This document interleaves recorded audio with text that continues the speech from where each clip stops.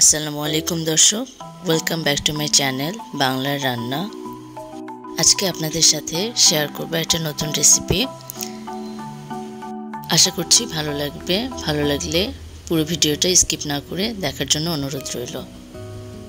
চলুন তাহলে রেসিপিটি করার জন্য যা যা নিয়েছি। এখানে আমি নিয়েছি 1 টেবিল চামচ হলুদের গুঁড়া, 1.5 টেবিল চামচ ধনিয়ার গুঁড়া, 2 টেবিল চামচের মতো মরিচের গুঁড়া, ঝালটা যার যার পছন্দ মতো, লবণটাও পরিমাণ মতো নিয়েছি স্বাদ অনুযায়ী। এরপর নিয়েছি কাঁচা মরিচ বাটা। এখানে আমি লাল মরিচ এবং সবুজ মরিচ দুটো মিক্স করে বেটেছি, এই জন্য কালারটা এরকম এসেছে। 1 কাপের মতন পেঁয়াজ কুচি, যেহেতু আমি ভুনা করব তাই পেঁয়াজ কুচিটা বেশি লাগবে। এরপর নিয়েছি 1.5 টেবিল চামচ আদা বাটা, 2 টেবিল চামচ রসুন বাটা, 2 টেবিল চামচ জিরা বাটা। গরম মশলা নিয়েছি 4-5টা ছোট এলাচ, লবঙ্গ নিয়েছি 7-8টার মতো, গোলমরিচ 10-12টা, আর নিয়েছি তেজপাতা এবং দারুচিনি। এখানে আমি সোনালী মুরগি নিয়েছি 2টার মতো, রেগুলার পিস করে ভালো মতো ধুয়ে পানি ছড়িয়ে। এবার চুলায় একটি পাত্র বসিয়ে রান্নার রেগুলার তেল দিয়ে দেব। তেলটা হালকা গরম হয়ে আসলে পেঁয়াজ কুচিগুলো দিয়ে দেব। হালকা ভাজার পরে গরম মশলাগুলো আমি দিয়ে দেব। চেষ্টা করবেন এই পর্যায়ে গরম মশলাগুলো দিয়ে দেওয়ার, সেক্ষেত্রে সুন্দর একটা স্মেল আসে। পেঁয়াজ হালকা লাল হয়ে আসার পর বাটা মশলাগুলো অ্যাড করব। আপনারা দেখতেই পাচ্ছেন পেঁয়াজটা হালকা লাল হয়ে এসেছে। এখন আমি একে একে সব বাটা মশলাগুলো দিয়ে দিচ্ছি। এখানে আমি 2 টেবিল চামচের মতো পেঁয়াজ বাটাও নিয়েছি, মশলাটা আরও বেশি গ্রেভি হওয়ার জন্য। বাটা মশলাগুলো থেকে একটা কাঁচা স্মেল আসে, সে কারণে মশলাগুলো ভালো করে তেলের মধ্যে ভেজে নিতে হবে। আমি এখানে 1 মিনিটের মতো মশলাগুলো ভেজে নিয়েছি। এ পর্যায়ে সামান্য পরিমাণে পানি দিয়ে আমি গুঁড়া মশলাগুলো অ্যাড করব।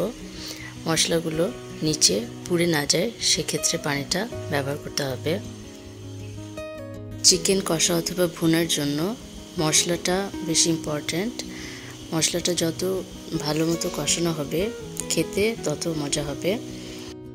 এখন এর মধ্যে কাঁচামরিচগুলো দিয়ে দেব। আমি এখানে বড় এলাচ ইউজ করিনি, বড় এলাচের মধ্যে সিডগুলো ব্যবহার করেছি। আপনারা চাইলে বড় এলাচ দিয়ে দিতে পারেন, আমি এখানে সিড ব্যবহার করেছি। আস্তে আস্তে তেলটা ছাড়া শুরু করেছে, তাহলেই বুঝবেন চিকেন কষার গ্রেভি একদম রেডি। এখন চিকেনগুলো দিয়ে দিব। চিকেন কষার গ্রেভি রেডি না করে আগে থেকে চিকেনগুলো যদি দিয়ে দেন তাহলে টেস্ট এবং টেক্সচারটা একদমই ভালো আসবে না। চিকেন কষা বানানোর প্রায় 90% কাজ কিন্তু আমাদের হয়ে গেছে। এবার এভাবে ঢাকনা দিয়ে ঢেকে আস্তে আস্তে রান্না করে নিতে হবে। গ্যাসের ফ্লেমটা মিডিয়াম রেখে 15 থেকে 20 মিনিট এভাবে চিকেনটা ঢাকনা দিয়ে ঢেকে ঢেকে কষাতে হবে। চিকেনটা ঢাকনা দিয়ে ঢেকে রান্না করলে চিকেন থেকে পানি ছাড়া শুরু করবে, আর যত কষাবেন চিকেনের গ্রেভির কালারটা আরও সুন্দর হবে।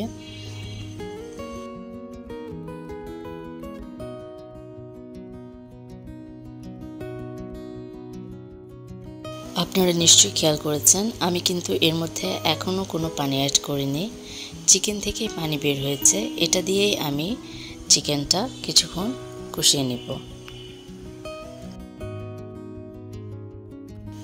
ঢাকনা দিয়ে ঢেকে মিডিয়াম ফ্লেমে আমি কিছুক্ষণ চিকেনটা কষানোর পর এই পর্যায়ে আমি সামান্য পানি অ্যাড করছি। এটা দিয়ে আমি আরও কিছুক্ষণ কষাবো।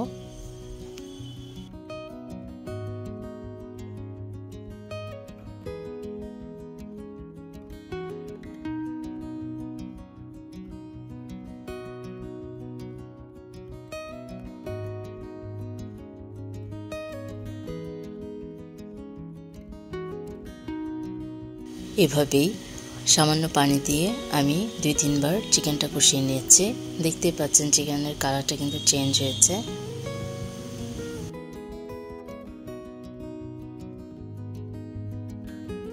আমার আমার মাংসটা কষানো শেষ। এ পর্যায়ে আমি সামান্য পানি দিব, যেহেতু আমি ভুনা করছি সেক্ষেত্রে অল্প পানি দিব। এটাতে মাংস সিদ্ধ হয়ে যাবে এবং গ্রেভি হবে।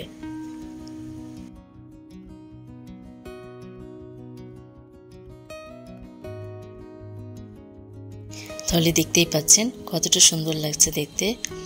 আর চিকেনটা ভালো মতো সিদ্ধ হয়ে গেছে। আর সব শেষে আমি উপর থেকে ছড়িয়ে দিচ্ছি গরম মশলা গুঁড়ো।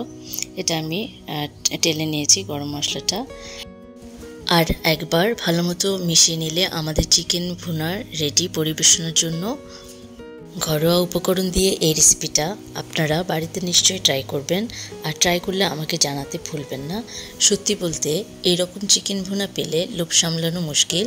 গরম পরোটা, নান অথবা সাদা পোলাও ভাতের সাথে খেতে দারুণ মজা।